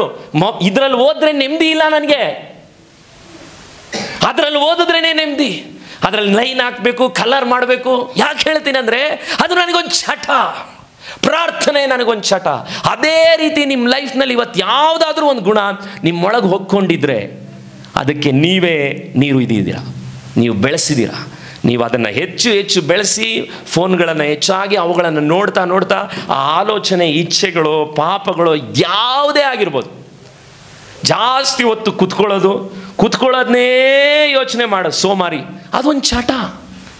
ಯಾವುದು ಕೂಡ ನಾನು ನಿಮ್ಗೆ ಹೇಳ್ತಾ ಇದ್ದೀನಿ, ಇವತ್ತು ಜಗತ್ತಿನ ಅತಿ ದೊಡ್ಡ ಸಮಸ್ಯೆ ಡಿಸ್ಟ್ರಾಕ್ಷನ್. ಮನುಷ್ಯನಿಗೆ ಮನಸ್ಸು ಕಂಟ್ರೋಲಿಗೆ ಬರ್ತಾ ಇಲ್ಲ. ಅದು ನಿಮಗೂ ಸರಿ, ನನಗೂ ಸರಿ. ಅದಕ್ಕೆ ಆ ಇಂಗ್ಲೀಷ್ನಲ್ಲಿ ಗಾದೆ ಹೇಳಿದ್ದು, idle mind is devil's workshop. ಸೋಮಾರಿಯ ಮನಸ್ಸು ಸೈತಾನನ ಉಗ್ರಾಣ. ಅದಕ್ಕೆ ನಿಮಗೆ ನಾನು ಯಾವಾಗಲೂ ಸೋಮಾರಿತನದಲ್ಲಿ ನೀವು ಇರಲೇಬಾರ್ದು. ನಾನು ಹೆಂಡತಿ ಅನೇಕ ಸರಿ ಕೇಳ್ತಾಳೆ, ಈ ವಾರದಲ್ಲೂ ಕೂಡ ಕೇಳಿದ್ಲು, ನೀವು ಒಂದು ಸ್ವಲ್ಪ ಹೊತ್ತು ಸುಮ್ಮನೆ ಇರಲ್ವೇನ್ರಿ? ಅವಳಿಗೆ 12 ವರ್ಷದಿಂದ ನನ್ನ ಹತ್ರ ಅದೇ ಒಂದು ಪ್ರಶ್ನೆ, ಯಾಕೆ ನೀವು ಒಂದು ಸ್ವಲ್ಪ ಹೊತ್ತು ಸುಮ್ಮನೆ ಇರಲ್ಲ? ಒಂದು ಪುಸ್ತಕ ಓದ್ತೀರಾ, ಇಲ್ಲಿ ಮೇಲೆ ಹೋಗ್ತೀರಾ, ನೆಕ್ಸ್ಟ್ ಏನು ಮಾಡಬೇಕು ಅಂತ ಹೇಳ್ತೀರಾ, ನನ್ನ ನೆಮ್ಮದಿಯಾಗಿ ಇಡಕ್ಕೆ ಬಿಡಲ್ಲ. ನೆಕ್ಸ್ಟ್ ವೀಡಿಯೋ ಮಾಡಬೇಕು, ನೆಕ್ಸ್ಟ್ ಅವ್ರನ್ನ ನೋಡಬೇಕು, ಅಲ್ಲಿ ಮಾಡಬೇಕು. ಯಾಕಂದರೆ ನನಗೆ ಗೊತ್ತು, idle mind is devil's workshop. ಅದಕ್ಕೆ ನೀವು ಯಾರು ಕೂಡ ನನ್ನ ಅರ್ಧ ಗಂಟೆ ಟೀ ಅಂಗಡಿಲಿ ನೋಡೋಕ್ಕಾಗಲ್ಲ. ನಾನು ಟೀ ಕುಡ್ದಿದ್ದೀನಿ ಕೆಲವ್ರ ಜೊತೆ, ಕೆಲವ್ರು ನಿಮ್ಗೆ ನಾನು ಕಂಡಿಲ್ಲ ಟೀ ಕುಡ್ದಿರೋ ಜಾಗ. ಕಂಡಿದ್ದೀರಾ ನೀವು? ಟೀ ಅಂಗಡಿಗಳಲ್ಲಿ ಗಂಟೆಗಟ್ಟಲೆ ಕುತ್ಕೊಳ್ಳೋದೇ ಇಲ್ಲ ನಾನು. ಯಾಕಂದ್ರೆ ಒಂದನ್ನು ನಾನು ಅರ್ಥ ಮಾಡ್ಕೊಂಡಿದ್ದೇನೆಂದರೆ, ನಾನು ನಡೆಸಿದಂಥ ದೇವರ ಮನುಷ್ಯರು ನನಗೆ ಹೇಳ್ತಾ ಇದ್ರು, ರಿಡೀಮ್ ಯೋರ್ ಟೈಮ್. ನಿನ್ನ ಸಮಯವನ್ನು ನೀನು ವಾಪಸ್, ಅದೇ ನಿನ್ನ ಹಣ, ಅದೇ ನಿನ್ನ ಟ್ಯಾಲೆಂಟ್, ಅದೇ ನಿನ್ನ ಜೀವಿತದಲ್ಲಿ ನಿನ್ನನ್ನು ನಿರ್ಧಾರ ಮಾಡುವಂಥದ್ದು. ಯಂಗ್ ಪೀಪಲ್, ನಾನು ನಿಮ್ಗೆ ಹೇಳ್ತಾ ಇದ್ದೀನಿ, 19-20 ವಯಸ್ಸಿನಲ್ಲಿ ನೀನು ಏನು ಚಟ ಬೆಳೆಸ್ಕೋಬೇಕು ಗೊತ್ತಾ? ನೀನು ಟೈಮ್ನ ನೀನು ವೇಸ್ಟ್ ಮಾಡಬಾರ್ದು. ನಾಗರಾಜಿಗೆ ನಾನು ಹೇಳಿದೆ, ನೀನು ಬಂದು ಕೀಬೋರ್ಡ್ ಕಲಿತು ವಾಪಸ್ಸು ಮನೆಯಲ್ಲಿ ಏನಾದರೂ ಮಾಡ್ತಾ ಇರ್ಬೇಕು, ಏನಾದರೂ ಮಾಡ್ತಾ ಇರ್ಬೇಕು. ಇಲ್ಲ ಗಿಡಕ್ಕೆ ನೀರು ಹಾಕಬೇಕು, ಇಲ್ಲ ದೇವರ ಕಾರ್ಯಗಳಲ್ಲಿ.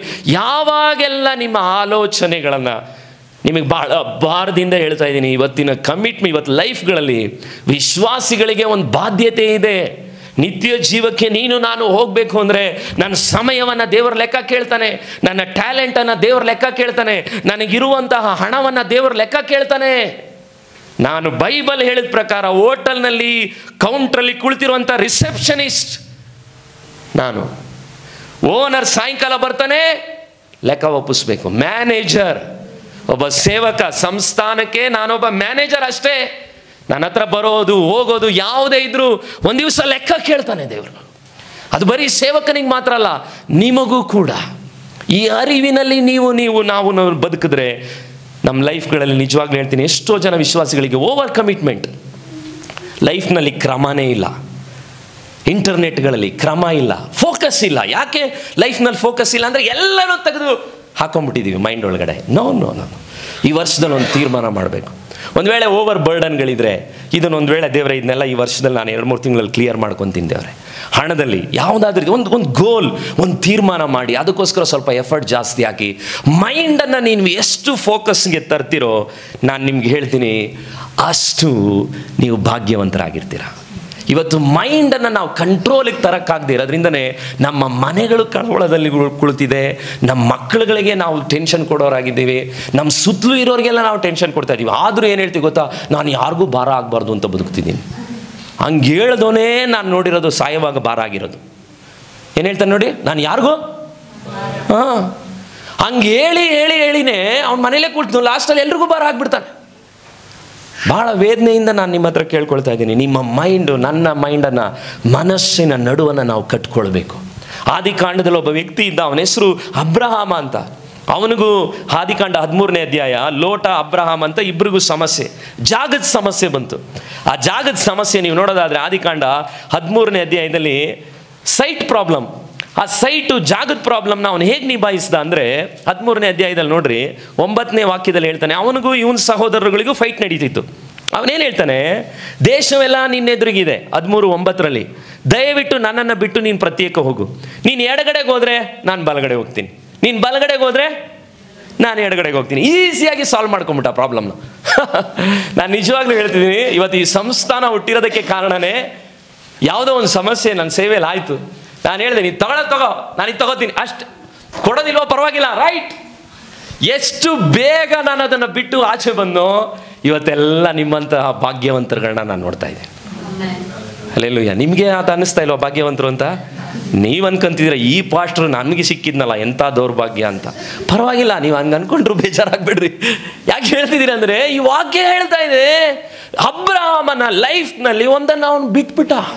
ಅವನ ಮೈಂಡು ಅವನಿಗೂ ಹೇಳ್ತು, ಇವತ್ತೀಗ ಕಾಣ್ತಾ ಇರೋ ಕಾನಾನ್ ಹಿಂಗಿದೆಯಲ್ಲ. ಯಾಕಂದರೆ ನೋಡ್ರಿ, ಅವ್ನು ನೋಡಿದ ಸೈಟು ಆಪೋಸಿಟ್ ಲೋಟ ತೊಗೊಂಡಿದ್ದ ಸೈಟ್ ಹೆಂಗಿತ್ತು ಗೊತ್ತಾ?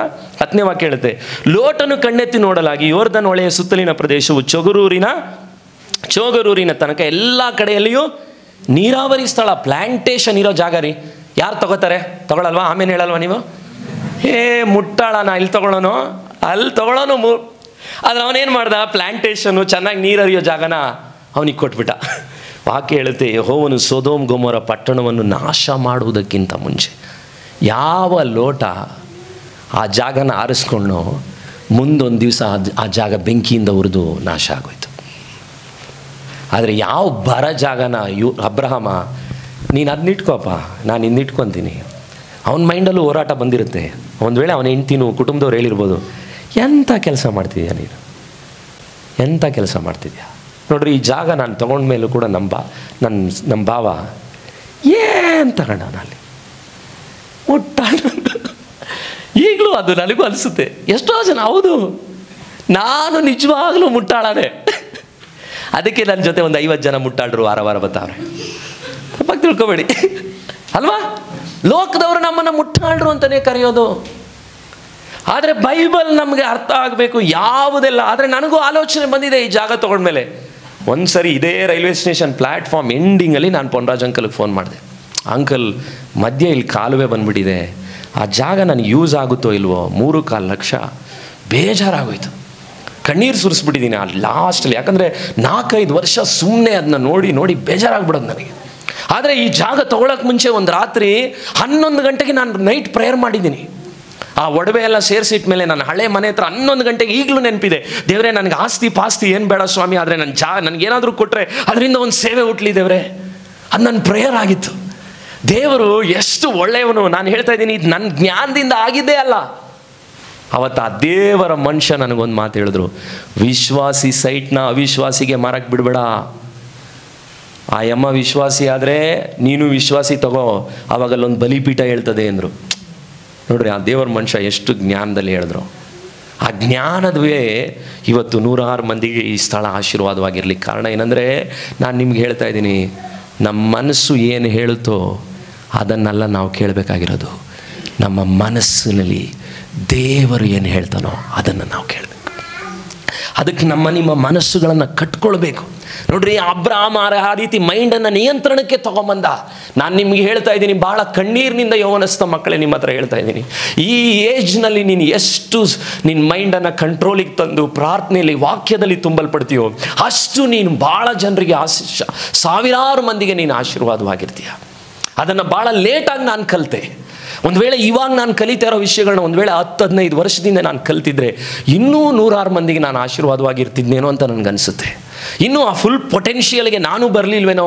ಕಾರಣ ಅದಕ್ಕೆ ದೇವರಲ್ಲ ಅಡ್ಡಿ, ಸೈತಾನ ಅಲ್ಲ ಅಡ್ಡಿ, ನಾನೇ ಅಂತಲೇ ನನಗನ್ನಿಸಿದೆ. ಆದರೆ ಅಬ್ರಹಾಮನು ಆ ಅರಿವಿನಲ್ಲಿ ಇದ್ದಿದ್ದರಿಂದನೇ ಇಬ್ರಿಯ 11 ವಾಕ್ಯ ಏನು ಹೇಳುತ್ತೆ ನೋಡ್ರಿ. ಇಬ್ರಿಯ 11ಕ್ಕೆ ಬನ್ನಿರಿ. ಅವನೇನು ಹೇಳ್ತಾ ಇದ್ದಾನೆ? ನಂಬಿಕೆಯಿಂದಲೇ 8ನೇ ವಾಕ್ಯ ಹೇಳುತ್ತೆ, ಅಬ್ರಹಾಮನು ಕರೆಯಲ್ಪಟ್ಟ ಕೂಡಲೇ ಕರೆದಾತನ ಮಾತನ್ನು ಕೇಳಿ ತಾನು ಬಾಧ್ಯವಾಗಿ ಹೊಂದಬೇಕಾಗಿದ್ದ ಸ್ಥಳಕ್ಕೆ ಹೊರಟು ಹೋದನು. 9ನೇ ವಾಕ್ಯ ಹೇಳುತ್ತೆ, ಆ ವಾಗ್ದತ್ತ ದೇಶಕ್ಕೆ ಬಂದಾಗ ಅಲ್ಲಿ ಅನ್ಯ ದೇಶದಲ್ಲಿ ಇದ್ದವನಂತೆ ಹೆಂಗೆ ಮಾಡಿದ್ನಂತೆ? ಡೇರೆಗಳಲ್ಲಿ ವಾಸ ಮಾಡಿದ್ನಂತೆ. ನೋಡ್ರಿ, ಅವನ ಮೈಂಡ್ ಅವಾಗೆಲ್ಲ ಡೇರೆಗಳಲ್ಲಿ ವಾಸ ಮಾಡುವಾಗ ಏನು ಅನಿಸಿರುತ್ತೆ ಅವನಿಗೆ. ಆದರೆ 10ನೇ ವಾಕ್ಯ ಹೇಳುತ್ತೆ, ಯಾಕೆಂದರೆ ಅವನು ಶಾಶ್ವತವಾದ ಅಸ್ಥಿವಾರಗಳುಳ್ಳ ಪಟ್ಟಣವನ್ನು, ಅಂದರೆ ದೇವರು ಕಲ್ಪಿಸಿ ನಿರ್ಮಿಸಿದ ಪಟ್ಟಣವನ್ನು ಏನು ಮಾಡ್ತಾ ಇದ್ನಂತೆ? ಎದುರು ನೋಡ್ತಾ ಇದ್ನಂತೆ. ಪಕ್ಕದಲ್ಲಿರೋರ್ಗೆ ಹೇಳಿ, ಅವನ ಮೈಂಡು ರಿಯಲ್ ಎಸ್ಟೇಟ್ ಮೇಲೆ ಇರಲಿಲ್ಲ, ಹೆವನ್ಲಿ ಸಿಟಿ ಮೇಲಿತ್ತು. ಏನೋ ಇಲ್ಲಿರೋ ಸೈಟ್ ಮೇಲೆಲ್ಲ ಅವ್ನ ಮೈಂಡ್ ಇದ್ದಿದ್ದು ಯಾವುದ್ರ ಮೇಲೆ? ಪರಲೋಕದಲ್ಲಿ ಒಂದು ಎಸ್ಟೇಟ್ ಇದೆ, ಅಲ್ಲಿಗೆ ನಾನು ಹೋಗ್ತೀನಿ, ಆ ನಿತ್ಯ ಜೀವನ ನಾನು ಪಡಿತೀನಿ. ಅದಕ್ಕೆ ಇಲ್ಲಿ ಟೆಂಟಲ್ಲಿ ಬದುಕಿದ್ರು ನನಗೇನು ಟೆನ್ಷನ್ ಇಲ್ಲ. ಆ ಅರಿವು ನಿಮಗೂ ನನಗೂ ಬಂದರೆ, ನಾನು ನಿಮ್ಗೆ ಹೇಳ್ತಾ ಇದ್ದೀನಿ, ಒಂದು ವೇಳೆ ಇವತ್ತು ಬೆಳಗ್ಗೆ ನಿಮ್ಮ ಹಣದಲ್ಲಿ, ನಿಮ್ಮ ಬಿಸ್ನೆಸ್ಸು, ನಿಮ್ಮ ಸೇವೆಗಳಲ್ಲಿ ನೀವು ರಿಯಲ್ ಆಗಿ ಫೋಕಸ್ ಆಗಿದ್ದೀರಾ. ಕೆಲವರು ಒಂದನ್ನು ಮಾಡ್ತಾ ಇರ್ತಾರೆ, 2 ವಾರ ಮತ್ತಿನ್ನೊಂದು ಮಾಡೋದು, ಅದನ್ನ ಇನ್ನೊಂದು ಮಾಡೋದು. ಆ ಗಿಡ ಇನ್ನೇನು ಬೆಳಿಬೇಕು, ಕಾನ್ಸ್ಟೆಂಟ್ ಮೈಂಡೇ ಇಲ್ಲ. ನೀವು ಯಾವುದೇ ಫೀಲ್ಡ್ ಮಾಡ್ತಾ ಇದ್ರು ಕೂಡ, ಇಂಗ್ಲೀಷ್ನಲ್ಲಿ ಒಂದು ಮಾತಿದೆ, ಗಮನ ಇಟ್ಟು ಕೇಳ್ರಿ, bloom where you are planted. ಗಿಡ ಎಲ್ಲಿ ನೆಟ್ಟಿದೆಯೋ ಅಲ್ಲಿ ಸ್ವಲ್ಪ ಕಾಲ ಇರಬೇಕು, ಆಗ ಮಾತ್ರನೇ ಅದು ಹರಳೋದು. ಇನ್ನೇನು ಆ ಕಂಪ್ನಿಲಿ ಸ್ವಲ್ಪ ಹರಳಬೇಕು, ಆತರ್ಗೆಟ್ಟವನು ಹೋಗ್ಬಿಟ್ಟಿರ್ತಾನೆ. ಆವಾಗ ಸೇಮ್ ಬಿಡದಿ ಬಸ್ಸು 226 ಬರಬೇಕಾಗಿತ್ತು, ಹತ್ಬಿಟ್ಟ ಅಂಪಾಪುರ ಬಸ್ಸು. ಒಳಗಡೆ ನಿಂತು ನೋಡಿದ್ರೆ ಮತ್ತೆ ಬಿಡದಿ ಬಸ್ ಬರ್ತಾಯಿದೆ. ಹೀಗೆ ನಮ್ಮ ಜೀವಿತಗಳಲ್ಲಿ ಯಾವುದಾದ್ರೂ ಒಂದನ್ನು ಕೊಟ್ಟರೆ, ಇವತ್ತು ಯಂಗ್ ಪೀಪಲ್ಗಳಿಗೆ ಒಂದನ್ನು ಮೈಂಡಲ್ಲಿ ಇಟ್ಟು ಮಾಡೋಕ್ಕೆ ಅವ್ರಿಗೆ ಮನಸ್ಸೇ ಬರಲ್ಲ. ಯಾಕಂದರೆ ಮನಸ್ಸು ಕೋತಿ ಥರ. ಹಾಗಂತ ಹೇಳಿ ನೀವು ಸ್ಮಾರ್ಟ್ ಡಿಸಿಷನ್ಸ್ ಮಾಡಬಾರ್ದು ಅಂತ ನಾನು ನಿಮ್ಗೆ ಹೇಳ್ತಾ ಇಲ್ಲ. ಇವತ್ತು ಬೆಳಗ್ಗೆ ಪವಿತ್ರ ಆತ್ಮನು ಒಂದು ವೇಳೆ ಯಾವುದಾದ್ರೂ ಇಚ್ಛೆ, ಯಾವುದಾದ್ರೂ ಹಣದ ಆಶೆಗಳು, ಯಾವುದಾದ್ರೂ ಸಂಕಟ ನಿಮ್ಮ ಮನಸ್ಸನ್ನು ಹಿಡ್ಕೊಳ್ಳಿಕ್ಕೆ ಟ್ರೈ ಮಾಡ್ತಾ ಇದ್ದರೆ, ನಾನು ನಿಮಗೆ ಬಹಳ ಪ್ರೀತಿಯಿಂದ ಹೇಳ್ತಾ ಇದ್ದೀನಿ, ನಿಮ್ಮ ಜೀವಿತಗಳಲ್ಲಿ ಒಂದು ವಾಕ್ಯ ಭಾಗ ನಿಮಗೆ ಚೆನ್ನಾಗಿ ಕಂಠಪಾಠ ಮಾಡಿದ್ರೆ ನಿಮ್ಮ ಲೈಫಲ್ಲಿ ಒಂದು ದೊಡ್ಡ ಬ್ರೇಕ್ ಥ್ರೂ ಬರುತ್ತೆ. ಅದು ಯಾವುದಂದರೆ ಕೀರ್ತನೆ 119. ಆ ಕೀರ್ತನೆ 119 ಬಗ್ಗೆ ಒಬ್ಬರು ಸೇವಕರು ನನಗೆ ಹೇಳ್ಕೊಟ್ರು. It is a mind moulder. ಅದು ಮೈಂಡನ್ನು ಮೋಲ್ಡ್ ಮಾಡುವಂಥ ಕೀರ್ತನೆ 119. ಬಹಳಷ್ಟು ವಿಶ್ವಾಸಿಗಳು ಆ ವಾಕ್ಯನ ಓದೋದೇ ಇಲ್ಲ, ಯಾಕಂದರೆ ಜಾಸ್ತಿ ವಾಕ್ಯಗಳಿದೆ ಅಂತ. ಯಾವಾಗ ಆ ಸೇವಕರು ನನಗೆ 10-12 ವರ್ಷದಿಂದ ಆ ವಾಕ್ಯನ ಹೇಳಿದ್ರು, ಅದರಲ್ಲಿರುವಂಥ ವಾಕ್ಯಗಳನ್ನು ನಾನು ಕಂಠಪಾಠ ಮಾಡಲಿಕ್ಕೆ ಸ್ಟಾರ್ಟ್ ಮಾಡಿದೆ. ಕೀರ್ತನೆ 119:36 ವಾಕ್ಯ ಹೇಳುತ್ತೆ, ನನ್ನ ಮನಸ್ಸನ್ನು ದ್ರವ್ಯಾಶೆಗಳ ನಿನ್ನ ಕಟ್ಟಳೆಗಳ ಕಡೆಗೆ ತಿರುಗಿಸು ಎಂಬುದಾಗಿ ಹೇಳ್ತಾ ಇದ್ದಾರೆ. ಕೀರ್ತನೆ 119:96 ವಾಕ್ಯವು ಹೇಳ್ತದೆ, ಅದು ನನ್ನ ಜೀವಿತದಲ್ಲಿ ನನಗೆ ಎಲ್ಲ ಸಂಪೂರ್ಣತೆಗೂ ಮೇರೆಯುಂಟೆಂದು ಬಲ್ಲೆನು, ಆದರೆ ನಿನ್ನ ಆಜ್ಞಾ ಶಾಸನವು ಅಪಾರವಾದದ್ದು ಅಂತ ಹೇಳುತ್ತೆ. ಕೀರ್ತನೆ 119:143 ವಾಕ್ಯ ಹೇಳುತ್ತೆ, ಅದು ಕಷ್ಟ ಸಂಕಟಗಳು ನನ್ನನ್ನು ಹಿಡಿದಿವೆ, ಆದರೆ ನಿನ್ನ ಆಜ್ಞೆಗಳು ನನಗೆ ಸಂತೋಷಕರವಾಗಿದೆ ಅಂತ ಹೇಳುತ್ತೆ. ನಾನು ಹೇಳಿದ 3 ವಾಕ್ಯಗಳನ್ನ ಸಾಧ್ಯವಾದರೆ ನೀವು ಕಂಠಪಾಠ ಮಾಡಿ ನೋಡ್ರಿ. ಯಾವಾಗೆಲ್ಲ ಹಣದಾಸೆ ಬರುತ್ತೋ ಅವಾಗ ಹೇಳಬೇಕು, ದೇವರೇ ನನ್ನ ಮನಸ್ಸನ್ನು ದ್ರವ್ಯಾಶೆಗಳಿಗಲ್ಲ ನಿನ್ನ ಕಟ್ಟಳೆಗಳ ಕಡೆಗೆ ತಿರುಗಿಸು. ಯಾವಾಗೆಲ್ಲ ದುಡ್ಡು ಕೊಡೋಕ್ಕೆ ನನಗೆ ಮನಸ್ಸು ಬರಲ್ವೋ ಅವಾಗ ನನ್ನ ಮನಸ್ಸಿಗೆ ನಾನು ಹೇಳ್ತೀನಿ, ನನ್ನ ಮನಸ್ಸನ್ನು ದ್ರವ್ಯಾಶೆಗಲ್ಲ ನಿನ್ನ ಕಟ್ಟಳೆಗಳ ಕಡೆಗೆ ತಿರುಗಿಸು ಸ್ವಾಮಿ. ಪ್ರಾರಂಭದಲ್ಲಿ ಎಷ್ಟೋ ವರ್ಷಗಳು ನನಗಿದ್ದಿದ್ದ ಸ್ಟ್ರೆಸ್ಸೇ ಯಾವುದು ಗೊತ್ತಾ? ಹಣದ ಸ್ಟ್ರೆಸ್. ಸೇವೆಗೆ ಬಂದಮೇಲೆ ತ್ಯಾಗವಾಗಿ ಸೇವೆ ಮಾಡ್ತಾ ಇದ್ರು ಕೂಡ ಹಗಲು ರಾತ್ರಿ ಯೋಚನೆ ಮಾಡೋದೇನು ಗೊತ್ತಾ? ಯಾಕಂದರೆ ನಮ್ಮ ಅಮ್ಮನ ನೋಡ್ಕೋಬೇಕು, ನನ್ನ ಫ್ಯಾಮಿಲಿ ಮದುವೆ ಆಗಬೇಕು, ಬರೀ ಹಣದ ಬಗ್ಗೆನೇ ನಾನು ಒತ್ತಡ.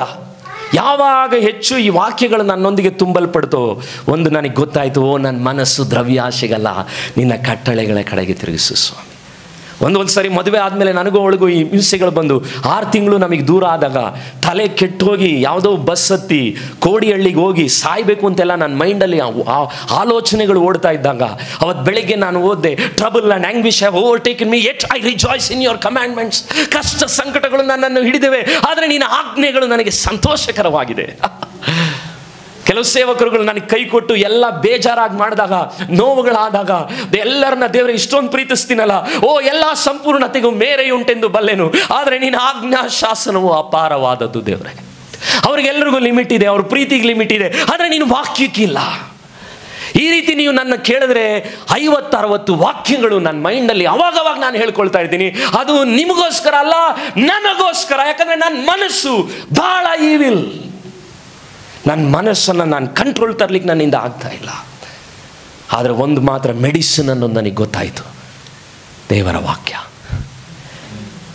ಅದಕ್ಕೆ ಭಾಳ ವಾರ ನಾನು ಮಕ್ಕಳುಗಳಿಗೆ ವಾಕ್ಯ ಹೇಳಿಸೋದು. ಯಾಕಂದರೆ ಆ ವಾಕ್ಯಗಳು ಅವುಗಳ ಹೃದಯದಲ್ಲಿ ಇವತ್ತು ಉಳ್ಕೊಂಡ್ಬಿಟ್ರೆ ಒಂದಲ್ಲ ಒಂದು ದಿವಸ ನಿಮಗೆ ಗೊತ್ತಿಲ್ಲ ಆ ವಾಕ್ಯಗಳೇ ಅವರನ್ನು ಕಾಪಾಡುತ್ತೆ. ನಿಮಗೆ ಗೊತ್ತಾ, ಶ್ರೀಲಂಕಾದಲ್ಲಿ ನಾನು ಸೇವೆಗೆ ಹೋದಾಗ ನನಗೆ ಟೀ ತೊಗೊಂಬಂದು ಬಟ್ಟೆ ಕೊಡ್ತಾ ಇದ್ದಂಥ ಹುಡುಗ ಹೇಳಿದ ಮಾತು, ಅವನನ್ನು ರೆಫ್ಯೂಜಿ ಕ್ಯಾಂಪ್ನಲ್ಲಿ ಹಾಕಿ ಇನ್ನೇನು ಸಾಯಿಸಬೇಕು ಅಂತ ಸೋಲ್ಜರ್ಸ್ಗಳು ಬುಲೆಟ್ ತೊಗೊಂಬಂದಾಗ, ಇವತ್ತು ಅವನು ಸೇವಕ, ಅವನು ನನಗೆ ಹೇಳಿದಂಥ ಮಾತು, ಅಣ್ಣ ನನ್ನ ಡಂಜನ್ ಒಳಗಡೆ ಹಾಕಿದ್ರು, ನನಗೊಂದು ವಾಕ್ಯ ಜ್ಞಾಪಕ ಬಂತು, ಪರಾತ್ಪರನ ಮೊರೆ ಹೊಕ್ಕಿರುವವನು ಸರ್ವಶಕ್ತನ ಆಶ್ರಯದಲ್ಲಿ ಸುರಕ್ಷಿತ. ಯಾವ ಸ್ಕೂಲ್ ಎಲ್ಲಿ ಯಾವ ಚರ್ಚಲ್ಲಿ ಕಲಿತ್ನೋ ಅಂತ ನನಗೆ ಗೊತ್ತಿಲ್ಲ ಅಣ್ಣ. ಆ ವಾಕ್ಯ ನಾನು ಹೇಳಿದೆ. ನಮ್ಮ ರೆಫ್ಯೂಜಿ ಕ್ಯಾಂಪ್ನಲ್ಲಿ ಹೊಡೀಲಿಕ್ಕೆ ಬಂದಂಥ ಸೋಲ್ಜರ್ ನನ್ನನ್ನು ನೋಡಿದ ತಕ್ಷಣವೇ ಅವನ ಅನುಪಿಡು, ಅವನ್ನ ಕಳಿಸ್ಬಿಡು ಅಂದ್ರಂತೆ. ಯಾಕೆ ಹೇಳ್ತಾ ಇದ್ದೀನಿ? ಬಿತ್ತಲ್ಪಟ್ಟಂಥ ವಾಕ್ಯಗಳ ಬೆಲೆ ನಿಮಗೆ ಗೊತ್ತಾಗಲ್ಲ. ಅದಕ್ಕೆ ದಾವೀದನು ಹೇಳಿದ್ದು, ನಿನ್ನ ವಾಕ್ಯಗಳನ್ನು ನನ್ನ ಹೃದಯದಲ್ಲಿ ಬಚ್ಚಿಟ್ಕೊಂಡಿದ್ದೇನೆ. ಯೋಬ ಹೇಳ್ತಾನೆ, ನನ್ನ ತೀರ್ಮಾನಗಳಿಗಿಂತಲೂ ನನ್ನ ನಿಧಿಯಾಗಿರುವಂಥ ನಿನ್ನ ವಾಕ್ಯಗಳನ್ನು ನನ್ನ ಮನಸ್ಸಿನಲ್ಲಿ ಇಟ್ಕೊಂಡಿದ್ದೆ. ಹೆಚ್ಚು ಈ ವರ್ಷದಲ್ಲಿ ನೀವು ಮನಸ್ಸನ್ನು ನೀವು ಕಂಟ್ರೋಲಿಗೆ ತರಲಿಕ್ಕೆ ನಿಮಗೆ ಆಸೆ ಇದ್ದರೆ ನಾನು ನಿಮ್ಗೆ ಹೇಳ್ತಾ ಇದ್ದೀನಿ, ನಿನ್ನ ವಾಕ್ಯಗಳಿಂದ ನಿನ್ನ ಮನಸ್ಸನ್ನು ತುಂಬು. ಮೈಂಡ್ಗೆ ಒಂದು ಬೌಂಡ್ರಿ ಹಾಕು, ಇದನ್ನೇ ನಾನು ಮಾಡೋದು, ಇದನ್ನು ಬಿಟ್ಟು ನಾನು ಮಾಡೋದಿಲ್ಲ. ಆ ಮೈಂಡ್ಗೆ ತೀರ್ಮಾನ ಎಲ್ಲಿಂದ ಬರುತ್ತೆ? ನಿನ್ನ ಬಲದಿಂದ ಆಗಲ್ಲ, ಈ ವಾಕ್ಯದಿಂದಲೇ ನೀನು ತುಂಬಲ್ಪಡಬೇಕು. ಆ ವಾಕ್ಯಗಳು ನಿನಗೆ ತುಂಬಲ್ಪಟ್ಟಾಗ. ಅದಕ್ಕೆ ಯೇಸು ಸ್ವಾಮಿ ಲೂಕ 12ನೇ ಅಧ್ಯಾಯ 35ನೇ ವಾಕ್ಯ, ಯೇಸು ಸ್ವಾಮಿ ಏನು ಹೇಳಿದ್ನು? 12ನೇ ಅಧ್ಯಾಯ 35ನೇ ವಾಕ್ಯದಲ್ಲಿ, ಲೂಕ 12:35 ಯೇಸು ಸ್ವಾಮಿ ಏನು ಹೇಳ್ತಾನೆ? ನಿಮ್ಮ ನಡುಗಳು ಕಟ್ಟಿರಲಿ, ನಿಮ್ಮ ದೀವಿಟಿಗೆಗಳು ಉರಿಯುತ್ತಾ ಇರಲಿ. ನಿಮ್ಮ ನಡು ಏನಾಗಿರ್ಬೇಕಂತೆ? ಕಟ್ಟಿರಬೇಕು. ಹಂಗಂದ್ರೆ ಬೆಲ್ಟ್ ಹಾಕೋಬೇಕು ಅಂತನಾ? ಅಲ್ಲ, ನಿಮ್ಮ ಮೈಂಡನ್ನು ನೀನು ಕಂಟ್ರೋಲ್ಗೆ ಇಟ್ಕೋಬೇಕು. ಶಿಷ್ಯರುಗಳಿಗೆ ಯೇಸು ಸ್ವಾಮಿ ಒಂದನ್ನು ಕಲಿಸ್ಕೊಡ್ತಾ ಇದ್ದಾನೆ. ನೀವಂತೂ ನಿಮ್ಮ ಯಜಮಾನನು ಬಂದು ತಟ್ಟಿದ ಕೂಡಲೇ ಕದವನ್ನು ತೆರೆಯುವುದಕ್ಕೆ ಸಿದ್ಧವಾಗಿದ್ದು ಮದುವೆ ಊಟವನ್ನು ಯಾವಾಗ ತೀರಿಸಿಕೊಂಡು ಬರುವನೋ ಎಂದು ಅವನನ್ನು ಎದುರು ನೋಡುತ್ತಿರುವಂಥ ಮನುಷ್ಯರಂತಿರುವಿರಿ. ಯೇಸು ಸ್ವಾಮಿ ಬೇಗನೆ ಬರ್ತಿದ್ದಾನೆ. ಮೊನ್ನೆ ನಾನು ಆ ಟಿವಿಲಿ ಬೆಂಕಿ ಉರಿತಾ ಇರೋದನ್ನ ನೋಡುವಾಗ ಒಬ್ಬರು ಹೇಳ್ತಾ ಇದ್ದಾರೆ ನ್ಯೂಸ್ನಲ್ಲಿ, it's like a hell fire on Los Angeles. Los Angeles ಅಲ್ಲಿ ನರಕದ ಬೆಂಕಿ ಉರಿತಾ ಇದೆ.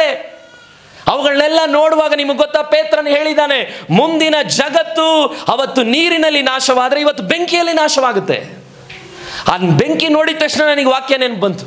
ಹೌದು, ದೇವರು ಹೇಳಿದಂಥ ಅಣು ಬಾಂಬ್ ಬೆಂಕಿಯಲ್ಲಿ ನಾಶವಾಗುತ್ತೆ ಅಂತ ಪೇತ್ರನ 2 ಪೇತ್ರದಲ್ಲಿ ಹೇಳಿದರೆ ಅದು ಹಾಗೆ ನಡೆಯೋದು. ಅದಕ್ಕೆ ಆಟಮ್ಸ್ ಅನ್ನ, ಪರಮಾಣುಗಳನ್ನ, ಬಾಂಬ್ಗಳನ್ನ ದೇಶದ ಎಲ್ಲ ದೊಡ್ಡ ದೊಡ್ಡ ರಾಷ್ಟ್ರಗಳು ನ್ಯೂಕ್ಲಿಯರ್ಗೆ ಇನ್ವೆಸ್ಟ್ ಮಾಡ್ತಾ ಇದ್ದಾರೆ. ಇದನ್ನೆಲ್ಲ ನೀವು ಓದುವಾಗ ನಿಮ್ಗೊಂದು ಅರ್ಥ ಆಗಬೇಕು. ಮುಂದೆ ಮಹಾಯುದ್ಧಗಳಾಗೋ ಕಾರ್ಯಗಳು ನಡೆಯುತ್ತೆ. ಬರೀ ಯುಕ್ರೇನ್ ಯುದ್ಧ, ಅವು ಇವು ಇಸ್ರೇಲ್ ಅಲ್ಲ, ಬಹಳ ಘೋರವಾದ ದಿನಗಳಿದೆ. ಆದರೆ ಒಬ್ಬ ವಿಶ್ವಾಸಿಗೆ ಅದೆಲ್ಲ ಟೆನ್ಷನ್. ಮನಸ್ಸನ್ನು ನಡುವಿನ ಕಟ್ಕೊಂಡು ಎಷ್ಟು ಬೇಗ ಏನೇ ಆದರೂ ನಾನು ಮಾತ್ರ ಹೋಗೋ ಪ್ಲೇಸಲ್ಲಿ, ಅಯ್ಯೋ ಯಾಕೆ ಇಷ್ಟು ಸಂಕಟದಲ್ಲಿ ಇದ್ದೀರಿ, ಬೆಳಿ ಪರಲೋಕ ನಿರೀಕ್ಷೆ ಇರೋರಿಗೆ ಮಾತ್ರನೇ ಈ ವಾಕ್ಯ ಅರ್ಥ ಆಗೋದು.